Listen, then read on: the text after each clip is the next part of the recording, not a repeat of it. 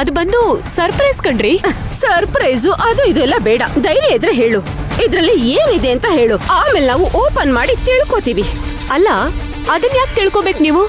ನಾನೇನ್ ಬೇಕಿದ್ರು ಗಿಫ್ಟ್ ಮಾಡ್ತೀನಿ, ಅದು ನನ್ ಪರ್ಸನಲ್. ಅಂದ್ರೆ ಇದ್ರೊಳಗಡೆ ಏನಿದೆ ಅಂತ ನಿನಗ್ ಗೊತ್ತಿಲ್ಲ. ಸರಿ, ಓಪನ್ ಮಾಡೋಣವಾ? ಏನೇನ್ ಮಾತಾಡ್ತಿದ್ದಾರೆ ನೋಡಿ aunty. Subhadra, what is this nonsense? ಜನ ಅವ್ರಿಗೆ ಇಷ್ಟ ಬಂದಿದ್ ಗಿಫ್ಟ್ ಕೊಡ್ತಾರೆ, ಅದನ್ನ ಕಟ್ಕೊಂಡು ನಿನ್ಗೇನು ಮಾನ ಮರ್ಯಾದೆ ಇಲ್ವಾ ನಿನ್ಗೆ? ಅದ್ಕೆ ನಾನು ಹೇಳೋದ್ ಸ್ವಲ್ಪ ಕೇಳಿ. ಮರ್ಯಾದೆಯಿಂದ ಆ ಗಿಫ್ಟ್ ವಾಪಸ್ ಕೊಡು.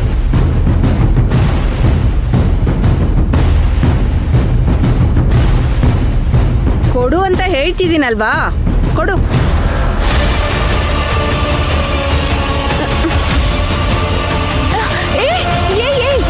ಶ್ರುತಿ, ಸ್ಟಾಪ್ ಇಟ್ ಐ ಸೇ. ಶ್ರುತಿ, ಅಯ್ಯೋ,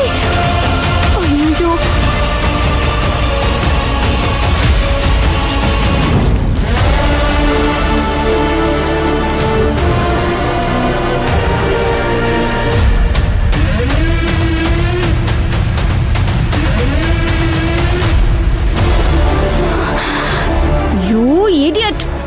ನಾಚಿಕೆ ಆಗಲ್ವಾ ನಿಮ್ಮಿಬ್ರಿಗೂ? ಸ್ವಲ್ಪನಾದ್ರೂ ತಲೆ ಇದೆಯಾ? ಮ್ಯಾನರ್ಸ್ ಅಂದ್ರೆ ಏನು ಅಂತ ಗೊತ್ತಿಲ್ವಾ? ಗೆಸ್ಟ್ಗೆ ಈ ರೀತಿ ಅವಮಾನ ಮಾಡ್ತೀರಾ? ನಿಮ್ಮನ್ ಏನ್ ಮಾಡ್ತೀರಿ ನೋಡ್ತೀರಿ. ಛತ್ರ ಬಿಟ್ಟು ಮೊದಲು ಆಚೆ ಹೋಗಿ, ಇಬ್ರು ಹೋಗಿ. ಅಯ್ಯೋ ಅತ್ತೆ, ಅದಕ್ಕೆ ಕ್ಷಮಿಸ್ಬಿಡಿ ಅದಕ್ಕೆ. ಅತ್ತೆ, ಏನೋ ತಪ್ಪ. ಫಸ್ಟ್ ಬಾರಿ.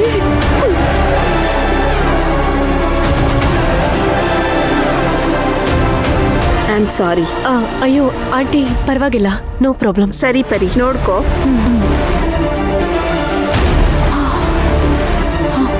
ಕಮಲ, ತಪ್ಪಿಸ್ಕೊಂಡ್ವಿ. ಪರಿ, ಅವ್ರು ಹರಿದಿರೋ ಗಿಫ್ಟ್ ಅಲ್ಲಿ ನೀ ಹೇಳಿದ ಹಾಗೆ ನಿನ್ ಫ್ಯಾಮಿಲಿ ಫೋಟೋ ಇರ್ಲಿಲ್ವಲ್ಲ, ಮತ್ತೆ ಇದಕ್ಕೆ ಇಷ್ಟು ಕಷ್ಟಪಟ್ಟು ಆನೆ ಹೊಡೆದಿದ್ದು.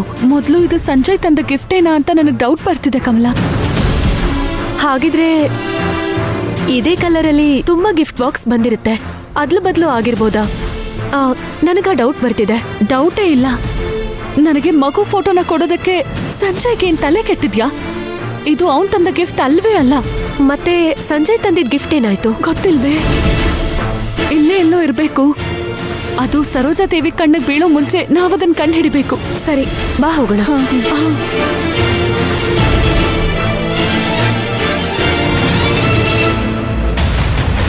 ಕಮಲ, ಇದಕ್ ಮೇಲೆ ನಾವ್ ವೇಟ್ ಮಾಡಬಾರ್ದು.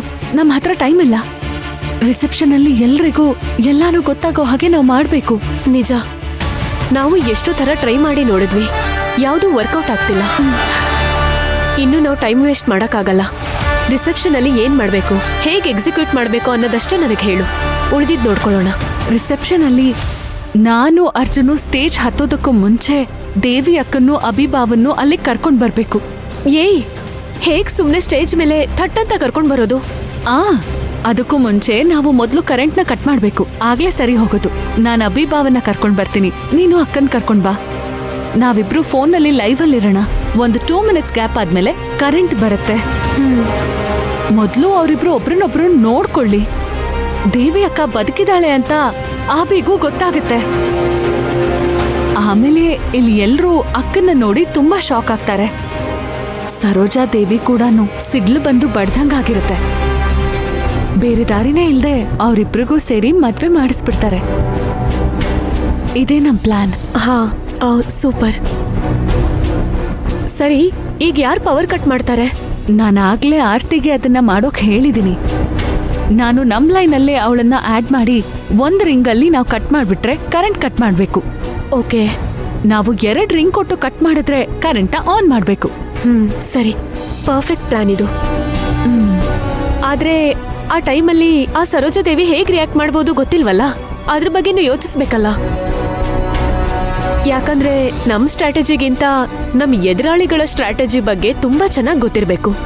ಅವ್ರಿಗೇನ್ ಹೇಳ್ತಾರೆ, ಅದಕ್ ನಾವೇನ್ ಹೇಳ್ಬೇಕು, ಹೀಗೆ ಎಲ್ಲನೂ ಯೋಚಿಸ್ಬೇಕಲ್ಲ. ಅವರು ಹೇಗೆ ರಿಯಾಕ್ಟ್ ಮಾಡಿದ್ರು ನಮಗೇನು ಕಮಲ. ನನ್ಗೆ ಸರಿಯಾಗಿದ್ರೆ ಕಳ್ಳನಿಗೆ ಚೇಲ್ ಕಡ್ದ ಹಾಗೆ ಅವಳು ಬಾಯಿ ಮುಚ್ಕೊಂಡಿರ್ತಾಳೆ. ಅಭಿಭಾವ ಕೊಡೋ ರಿಯಾಕ್ಷನ್ ಅನ್ನೇ ಅವಳು ಕೊಡ್ಬೇಕಾಗತ್ತೆ, ಇಲ್ಲಾಂದ್ರೆ ಸಿಕ್ಕಾಕೋತಾಳಲ್ಲ.